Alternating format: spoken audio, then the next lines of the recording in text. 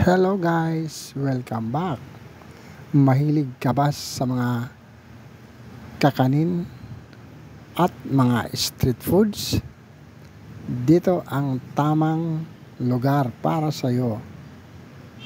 At kung hindi ka pamilyar sa lugar na ito, kung paano makarating sa lugar na ito, dito lang yan sa gilid ng pantalan ng Tacloban City.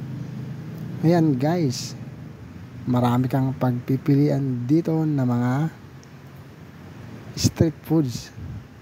Yung mga ihaw-ihaw ba? Yung mga kung ano-anong mga street foods dyan. At marami din ditong mga palamig na halo-halo ang lasa. Mayroong cucumber, mayroong buko juice, mayroon ding gulaman juice. Kaya yung mga maglalakbay, mga naggaling sa trabaho at mga estudyante, dumadaan mo na sila dito kasi dito sila nagme-merienda.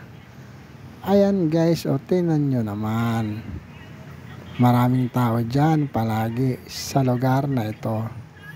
At kung ikaw, di ka pa nakatikim sa mga tusok-tusok, pasyal ka lang dito at subukan mo rin makikain dyan sa mga street foods na tinda nila.